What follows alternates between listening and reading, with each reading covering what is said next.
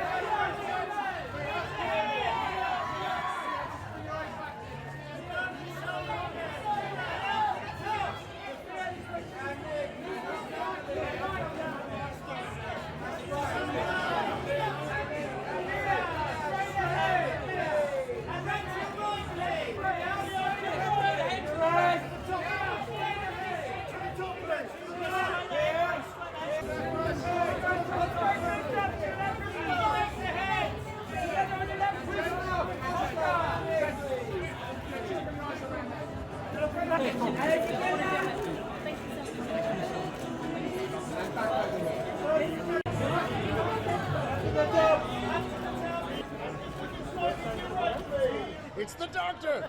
The doctor's Frankenstein. That's the biggest one. You set them straight. Yeah, hopefully. Well, when we started talking that day over Cuban food, he said, we started talking about our fathers and our own pain from the way we grew up and the fear of passing some of that on to our children. And so we really bonded over that idea. We have our fathers are very important figures in our lives. And at the end of that conversation, he said, I think you need to be Victor Frankenstein because this is exactly what it's about. And you said, okay, sure, yeah. I said, I'll think about it. Yeah. No, I said, come on, are you kidding me? It's a dream. What a dream. Everything started to come to place in that moment. Well, I was always a fan of his work since I was a child, but having, the opportunity to work with him and walking away from that experience, I was only, an even bigger fan, personally and professionally. He's one of the kindest people that I've ever met. Now, what is one misconception that people have about Frankenstein? Oh, that it's all about the making of a monster. Like the source of inspiration for your character, how did your dog help you transform? I know your dog's called Layla. Is she with you today? No, she's back. Maybe for the viewer it's a different experience to the experience that I have. Yes. But for me, I put the same amount of myself into every role that I play, and I don't think they're appearance-oriented roles. I think they're all quite different, and they all have a different purpose. What I take away the most from this is my relationship with Guillermo del Toro. Like, we spoke exclusively in Spanish to each other. It was heartbreaking. I found him to be so beautiful and graceful and so lonely, and I didn't expect that. It was just like everything about it was just the way he embodied it. It just was heartbreaking.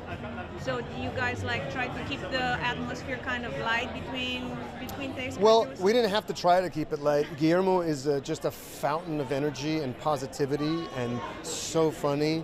And so he, that's part of his mischievousness, is he likes the dark things, but he likes to shine a light on them and laugh at them, Yes. It's not necessary. Life is short. I like the hair up, it looks gorgeous. Life is short. I was in awe. It was amazing. Because there was so much humanity still there. Mike Hill, the prosthetics designer, he did such an incredible job where even under all those hours of makeup, you could still very much feel the humanity there, and it just made my job of being the creature's defender, protector. I think the movie ultimately ends. I've not worked. No.